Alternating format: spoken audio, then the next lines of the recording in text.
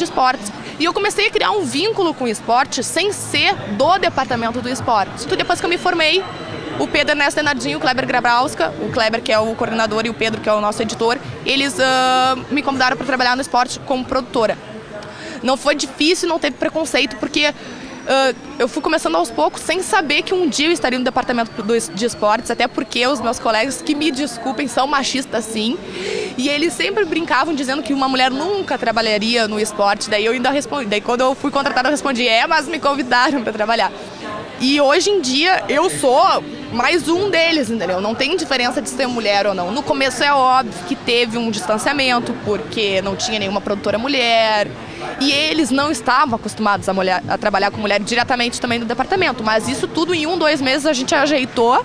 E hoje em dia é uma beleza. Eu ainda falei pra eles, eu sou praticamente um homem perto deles. Eles não me veem mais como mulher. E quais são as dicas que você daria para os famequianos e para os estudantes de jornalismo em geral que querem seguir a profissão? Eu acho que a época da faculdade é a melhor época que tem. Eu acho que a gente tem que aproveitar todos os minutos. É o momento que tu tem para aprender, para conhecer gente, fazer relações legais e sinceras. Depois, quando acabou, quando teve a formatura, todo aquele momento de emoção, de conquista, né? Eu fiquei 1 mês sem saber o que fazer. Eu saía do serviço, não tinha PUC, eu senti realmente falta, eu fiquei triste. Pensei até assim, se eu tinha aproveitado tudo. Hoje eu tenho certeza que eu aproveitei tudo, então aproveitem que depois vocês vão ter o mundo inteiro pela frente. Muito obrigada pela participação. Obrigada. Então, Nando, você como ex-famequiano já deu uma olhadinha no nosso stand, viu como a gente caprichou esse ano? Vi, tá bem legal, fiquei orgulhoso como ex-estudante da Famex. Achei bem bacana o stand, é legal, né? A Famex tem essa tradição de participar dos grandes eventos, é legal ver todos por aqui. Mas falando agora de jornalismo esportivo, por que você acha mais interessante colocar personagens durante o seu programa, colocar um humor junto com o esporte? Os programas esportivos, eles podem trazer, né, não só a informação do esporte, mas pode trazer também uma coisa de entretenimento, pode colocar outros assuntos. Tem gente que frequenta o FM e ouve muito pouco o AM, ouve o AM só no esporte. O que eu tento fazer? Mostrar um outro lado do AM, que dá para rodar música, que dá para fazer também de forma mais descontraída, às vezes um pouco de humor, enfim, mostrar que o esporte não precisa necessariamente gostar de esporte para ouvir o programa. Pode gostar de um bom programa que vai dar certo. E você acha que o jornalismo esportivo, a cobertura hoje na imprensa deixa a desejar um pouco? Acho que sim, acho que sim. A gente sempre está querendo mais, né? Sempre tá. Mas eu ainda acho que existe muito passionalismo, ainda acho muito bairrismo. Eu acho que uma coisa que a gente aprende de comunicação é público-alvo. Né, para quem a gente está falando. Então é evidente, se eu estou na Rádio Gaúcha, que é uma rádio do Rio Grande do Sul, e vai jogar o Grêmio e o Boca Juniors, ou o Inter e o Flamengo, essas coisas, o meu interesse maior é explicar por que o Inter foi mal, por que foi bem, por que o Grêmio foi mal, por que foi bem. Agora eu não posso distorcer imagens, entendeu? Distorcer coisas, inventar um pênalti, inventar uma falta, ou criticar um árbitro para fazer média para o torcedor, para bancar o torcedor no microfone. E isso ainda existe muito, tal do populismo no microfone. Pessoas querendo ficar de bem com a torcida e aí fazem um populismo. Eu gostaria que fosse mais jornalístico. Eu não acho que o Rio Grande do Sul ainda consegue fazer um pouco disso. Se a gente for dar uma navegada aí norte, nordeste, os rádios são terríveis. O próprio rádio do Rio de Janeiro. Então me preocupa muito isso, às vezes esse bairrismo, esse envolvimento passional. O cara não consegue largar essa ideia de futebol, tem que torcer, de futebol, e não consegue ser jornalista. Isso me incomoda um pouco ainda. E já que a gente está num evento de publicidade que está discutindo tecnologia, ano passado nós tivemos uma Copa que foi a primeira vez que a transmissão estava sendo toda em digital, com câmeras digitais. Isso. E o que você acha que isso vai influenciar no modo de fazer jornalismo esportivo?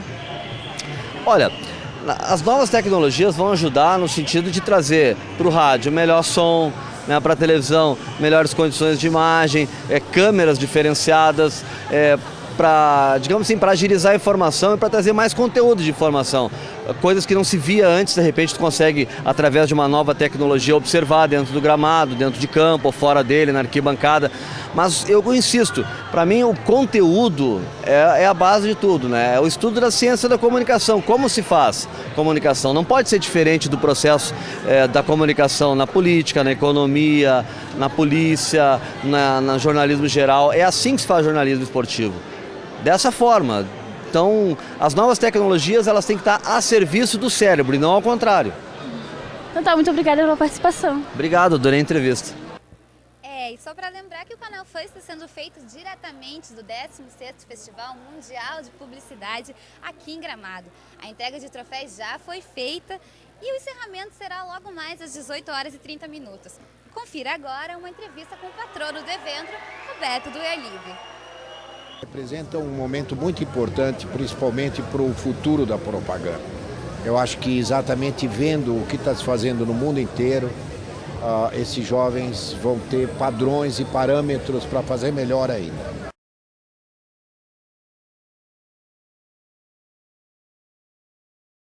A propaganda está associada par a par com a tecnologia. Ela se desenvolve exatamente através dos novos meios de desenvolvimento, mas nunca perdendo o fundamental da profissão, que é o talento individual.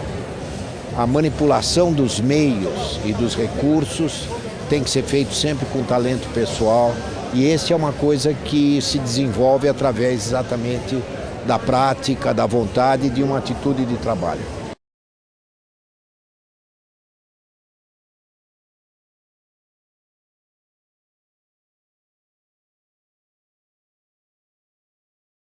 Não, tem certos aspectos éticos que precisam ser melhorados, mas o Rio Grande do Sul, por exemplo, tem fornecido os melhores redatores do Brasil. Eu acho que, inclusive em São Paulo, existe um clube de redatores gaúchos que trabalham na publicidade paulista e que são pessoas, exatamente por causa da formação que vocês têm aqui, escolar, que é muito boa, vocês acabam escrevendo bem. E para saber as novidades de investimento no final de semana, assista agora o Cybercine e o Cybermix. Olá! Esta semana é a estreia da tão falada animação da DreamWorks no Brasil, Shrek 3º. Depois de tanto alarde e publicidade, o longa finalmente chega às telas. Semana passada, a capital contou com pré-estreias e os ingressos foram muito disputados. A crítica do novo filme já está disponível na parte de cultura da Cyberfã e vale a pena conferir. Para quem não quer sair de casa, uma boa opção é o lançamento em DVD da comédia Borá, o segundo melhor repórter do glorioso país Cazaquistão viaja à América. O filme esteve nos cinemas e rendeu bastante polêmica. Vale a pena conferir. Bom, essas foram as estreias da semana e as dicas do Cybercine de hoje. Para saber mais algumas dicas para o seu final de semana, Sofia traz algumas opções para você. Olá!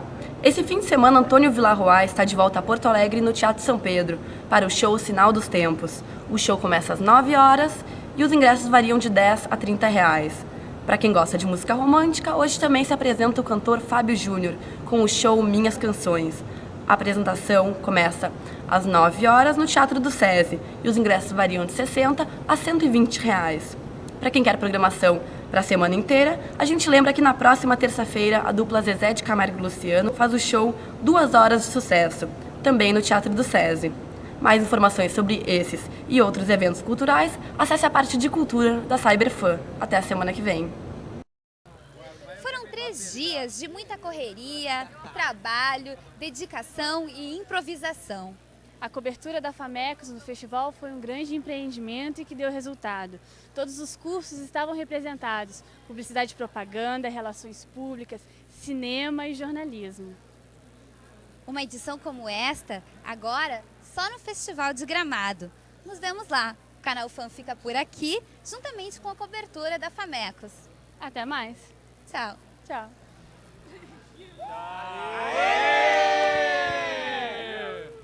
Fameco! É a música. Tchau. Você conseguiu gritar mais? Não, mas saiu. Aí eu fiquei esperando. Ah, o sonequinho atrasado. Como é que ficou o final, Pelanda, com a equipe? Não, ficou jóia. O problema das matérias, só que tem um probleminha na